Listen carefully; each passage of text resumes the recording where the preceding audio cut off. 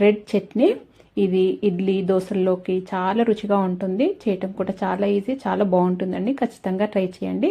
ఇక్కడ నేను కొద్దిగంత కరివేపాకు, 1 ఇంచు అల్లము, ఒక 4-5 వెల్లుల్లిపాయలు, ఇవి రెడ్ కాశ్మీరీ చిల్లీ అండి, మంచి కలర్ వస్తుంది. ఒక 4-5 తీసుకున్నాను. ఒక 2 ఉల్లిపాయలు, 4 టమాటోలు కట్ చేసి పెట్టుకున్నాను. కొద్దిగంత చింతపండు తీసుకోవాలి. ఇప్పుడు పొయ్యి పైన ఒక కడాయి పెట్టుకొని ఒక 2 టీ స్పూన్ల నూనె వేసుకోవాలి. వేసుకొని ఒక 1 టీ స్పూన్ జీలకర్ర, ఒక 1 టీ స్పూను శనగపప్పు, అలాగే 1 టీ స్పూను మినపప్పు వేసుకోవాలి. వేసుకొని ఈ మూడింటిని ముందుగా వేయించుకోవాలి. ఈ పప్పులు ఎక్కువ ఏం తీసుకోకండి, ఒక 1 టీ స్పూన్ అలా సరిపోతుంది.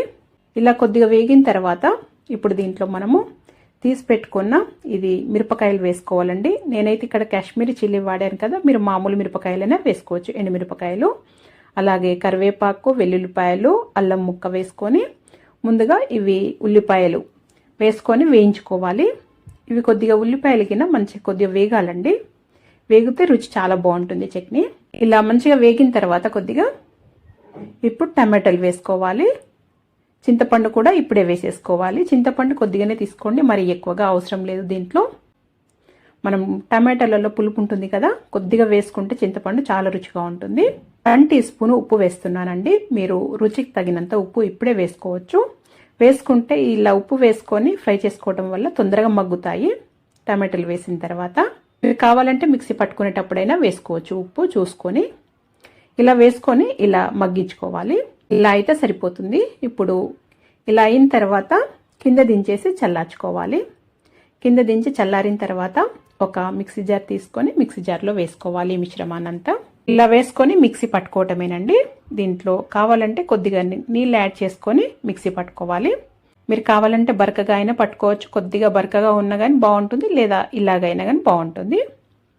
నేనైతే ఇలా పేస్ట్ లాగానే పట్టానండి. ఇలా మిక్సీ పట్టుకొని ఒక గిన్నెలోకి తీసి పెట్టుకోవాలి. మిక్సీ కడిగి కొద్దిగా నీళ్లు వేస్తున్నానండి. చూడండి, కన్సిస్టెన్సీ మీ ఇష్టము. గట్టిగా అంటే గట్టిగా ఉంచుకోవచ్చు, పల్చగా అంటే పల్చగా ఉంచుకోవచ్చు. ఈ విధంగా మంచి కలర్లో టేస్ట్ మాత్రం చాలా బాగుంటుందండి. దీంట్లో మామూలుగా నేను ఆవాలు, జీలకర్ర, మన కర్రీ లీవ్స్ వేసి కరివేపాకు వేసి ఇలా పోంపు సింపుల్గా పెట్టానండి. మీరు ఎలాగైనా పప్పులు వేసైనా పోంపు పెట్టుకోవచ్చు. నేనైతే ఇలా సింపుల్గా పెట్టాను. పోంపు పెట్టుకోకుండా కానీ చాలా రుచిగా ఉంటుంది. ఖచ్చితంగా ఈ విధంగా ట్రై చేయండి. అన్ని టిఫిన్స్లోకి చాలా రుచిగా ఉంటుంది. నేనైతే ఇది నీటి దోశతో సర్వ్ చేశానండి.